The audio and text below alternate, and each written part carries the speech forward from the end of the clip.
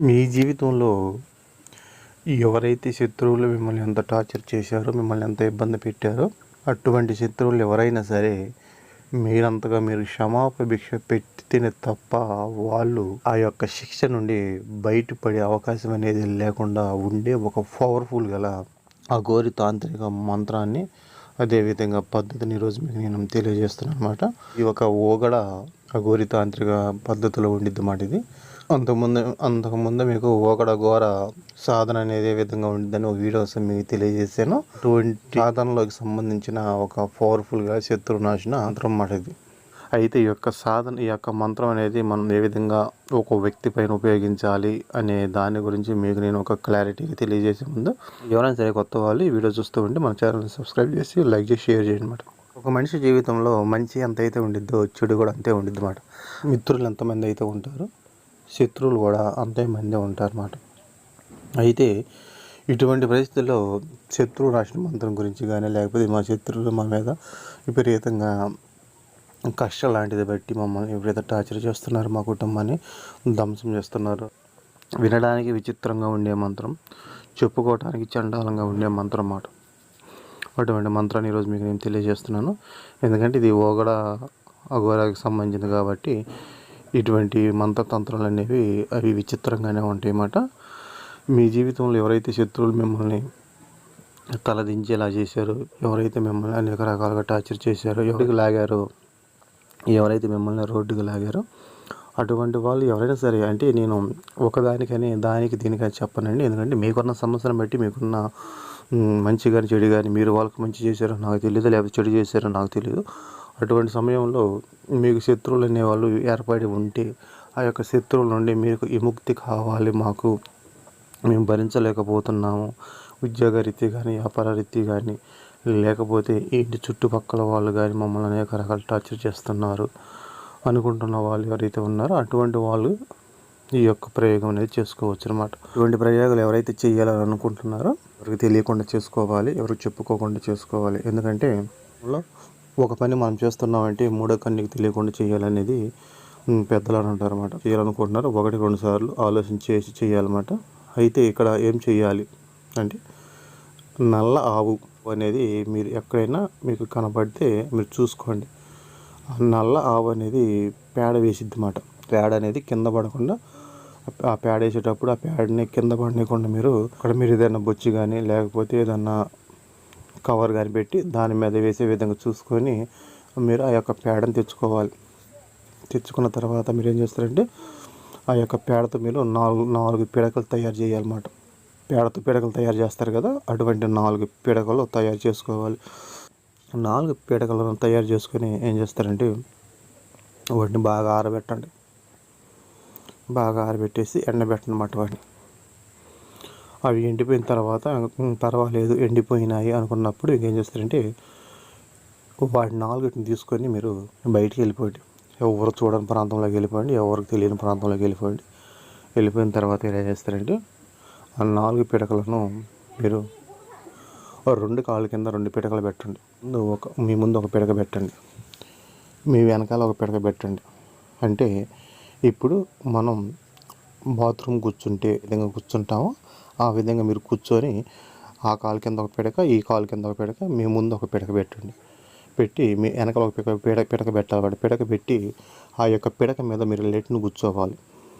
చెప్పే కదా, వినటానికి విచిత్రంగా ఉండిద్ది, చెప్పుకోవడానికి చండాలంగా ఉండిద్దని. ఇది ఓగడ అఘోరి పద్ధతి అన్నమాట. ఆల్రెడీ వీడియో చెప్పున్నాను. కావాలంటే ఆ వీడియో చూడాలనుకోండి, నేను లింక్ కూడా కింద ఇస్తాను, వీడియో కింద చూడండి. అది కూడా ఇటువంటి పద్ధతిలోనే ఉండిద్ది అన్నమాట. ఇక్కడ క్లారిటీగా రండి. 4 పిడకలు పెడతారు. రెండు కాళ్ళ కింద 2 పిడకలు, ముందు వచ్చేసి ఒక పిడక, మీ వెనక ఒక భాగాన ఒక పిడక పెట్టేసి దాని మీద మీరు లెట్ని కూర్చోవాలి. ముందు పిడక మీద పాసు పోయాలి. ఆ కాలు అంటే 2 కాళ్ళ కింద 2 పిడకలు పెట్టాలి. మీరు అక్కడ బాత్రూమ్ అనేది కూర్చున్న తర్వాత నేను ఈ వీడియో మీద ఒక మంత్రం అనేది ఇస్తాను.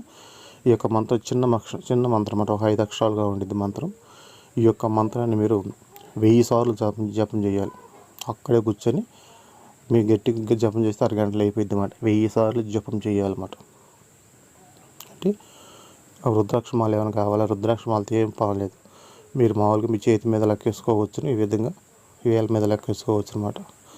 ఒకవేళ మాకు వేల మీద లేదు, మాకు ఎట్లా తెలిసిద్ది అంటే, మీరు మామూలుగానే ఏదైనా రుద్రాక్ష మాల కాకుండా ఏ మాల అయినా తీసుకొని మీరు తిన్న తర్వాత మీరు ఈ యొక్క మంత్రం అనేది మీరు 1000 సార్లు జపం చేయాలి.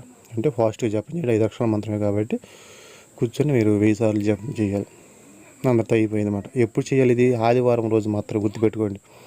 ఆదివారం రోజున మాత్రమే ఈ యొక్క మంత్రం అనేది మీరు జపం చేయవలసి ఉంటుంది. చేసేసి మీరు వచ్చేసేయాలి. ఆడ నుంచి వచ్చేసిన తర్వాత మళ్ళీ ఏం చేస్తారు, మీరు మళ్ళీ ఆదివారం వెళ్ళిపోయి సేమ్ పద్ధతిలో అదే విధంగా కూర్చొని ముందు పిడక మీద మీరు మూత్రం పోయాలి, వెనక పిడక మీద మీరు బాత్రూమ్ అనేది కూర్చొని మళ్ళీ ఇదే మంత్రాన్ని మీరు 1000 సార్లు చదవాలి. ఈ విధంగా మీరు 3 ఆదివారాలు చేయాలి. ఈ 3 ఆదివారాలు కూడా మీరు ఎటువంటి మాంసం కానీ మందు కానీ స్త్రీపత్యం ఏం చేయకూడదు అన్నమాట. మీరు ఇక్కడ మీకు డౌట్ రావచ్చు, అంటే ఆదివారం మాత్రమే ఉండాలా, లేకపోతే 3 అంటే వారాలు మొత్తం ఉండాలంటే ఆదివారం మాత్రమే ఉండాలి. 3 ఆదివారాలు చేయాలి కాబట్టి సాధన. ఈ 3 ఆదివారాల సాధనలో మీరు బ్రహ్మచర్యం పాటించి ఎటువంటి స్త్రీపత్యం ఉండాలి, మందు మాంసం తీసుకోకుండా ఈ యొక్క మంత్రం చేయాలన్నమాట.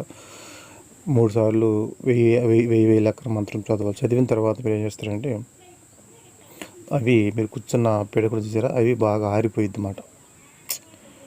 కూర్చొని వదిలేసి వచ్చేసేయండి. ఇప్పుడు మీరు ఏం చేస్తారంటే, మీకు దగ్గరలో ఎక్కడ శ్మశానం అనేది ఉండిద్ది అన్నమాట. ఆ శ్మశానంలో మీరు శవాన్ని కాల్చిన కర్రలు అనేవి ఉంటాయి అన్నమాట. ఆ కర్రలు తెచ్చుకోవాలి. లేకపోతే మీరు అక్కడికి వెళ్తారో లేదా కర్రలు తెచ్చుకుంటారో, ఒక కర్రలు తెచ్చుకోవాలన్నమాట. వెళ్ళి ఎక్కడైనా సరే కర్రలు తెచ్చుకొని మీరు ఆ కర్రలు తెచ్చి మీరు మంట వేయాలి. కర్రలను తీసుకొచ్చి మీరు మంట వేయాలి. మంట వేసిన తర్వాత మీరు బాత్రూమ్ కూర్చున్న పిడకను చూసారా, ఆ పిడకని ఆ మంటల్లో వేసి శుభ్రంగా కాల్చి వేయాలన్నమాట. బూడిద వచ్చింది కదా, ఆ బూడిదని సపరేట్గా మీరు ఒక పేపర్లోకి కవర్లోకి తీసుకోవాలి. మళ్ళీ ఏం చేస్తారంటే, ఆ బూడిద తీసేసిన తర్వాత మీరు మూత్రం పోసిన పిడకను చూసారా, ఆ పిడకను మళ్ళీ సపరేట్గా వేసి మళ్ళీ కాల్చాలి. కాల్చిన తర్వాత అది బూడిద అయిపోయింది కదా, ఆ బూడిద పిడక నుండి వచ్చిన బూడిద సపరేట్ చేసేయాలి. సపరేట్ చేసేసి బాత్రూమ్ది సపరేట్ ఒక కవర్లో పెట్టుకొని, మూత్రంది ఒక కవర్లో పెట్టుకోవాలి. ఏది? బూడిద. ఈ బూడిదని తీసుకుని వెళ్ళిపోయి మీ శత్రువులు ఎవరైతే ఉన్నారో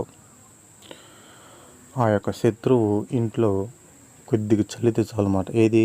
ఈ బాత్రూమ్ కూర్చున్న పిడక సరే, ఆ యొక్క పిడక బూడిద తీసుకొని వెళ్ళిపోయి మీరు మీ శత్రువులు ఎవరైతే ఉన్నారో ఆ యొక్క శత్రువు ఇంట్లో కొద్దిగా అట్లా పడేలా వేస్తే చాలు. ఆ ఇంట్లో ఎటువంటి టార్చర్ కనపడిద్దంటే, ఇది ఒక బేతాళుడికి సంబంధించిన మంత్రం అన్నమాట. మీరు జపం చేసింది. ఆ యొక్క బేతాళుడు ఆ ఇంటిని గందరగోళం చేసేస్తాడు. మామూలుగా దీనికి మీరు తప్ప ఎటువంటి తాంత్రికుడు కానీ మాంత్రికుడు కానీ తిప్పలేడు, దీన్ని బాగు చేయలేడు అన్నమాట. అటువంటి పవర్ఫుల్ గల మంత్రం అన్నమాట. ఇది బేతాళుడు మంత్రం కాబట్టి మీరు ఓగడ పద్ధతులు తయారు చేశారు కాబట్టి చాలా డేంజరస్ పవర్ఫుల్ మంత్రం ఆడేది. మీరంతగా మీరు మళ్ళీ వెళ్ళి క్షమాభిక్ష పెడితే తప్ప అతనికి ఆ ఇంట్లో ఆ అనారోగ్యం నుండి, ఆ కష్టాల నుండి అతను బయటపడలేడు. అయితే మేము ఎట్లా పెట్టగలం దాన్ని ఎవరు తిప్పలేరు కదా అని మీరు అనొచ్చు. మిమ్మల్ని 2 పిడకలతో సపరేట్ చేయమని చెప్పే కదా. ఒక పిడక వచ్చేసి మూత్రం పోసింది, ఒక పిడక వచ్చేసి మీరు విసర్జన కూర్చున్నది అన్నమాట. ఈ మూత్రం పోసిన పిడక బూడిద తీసుకుని వెళ్ళిపోయి మళ్ళీ మీరు అక్కడ చల్లితే అతనికి అనారోగ్యం నుండి బయటపడిపోతాడు. మళ్ళీ యథావిధిగా అంతకుముందు ఏ విధంగా అయితే ఉన్నాడో ఆ విధంగా ఉంటాడు అన్నమాట.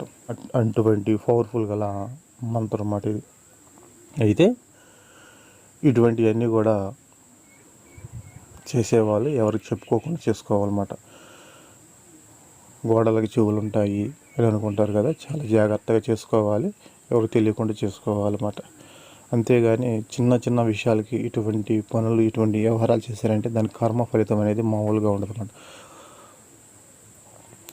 నీవు 100 మందిని తప్పు చేసిన వాళ్ళు శిక్షించినా పర్వాలేదు, కానీ ఒక తప్పు చేయని వ్యక్తిని శిక్షించావంటే ఈ 100 మందిని నువ్వు శిక్షించిన ఫలితం అనేది నీకు ఆ ఒక్కడి వల్ల నీకు కలిగిద్ది అన్నమాట. కాబట్టి ఏం చేసినా సరే మీరు ఆలోచన చేయండి.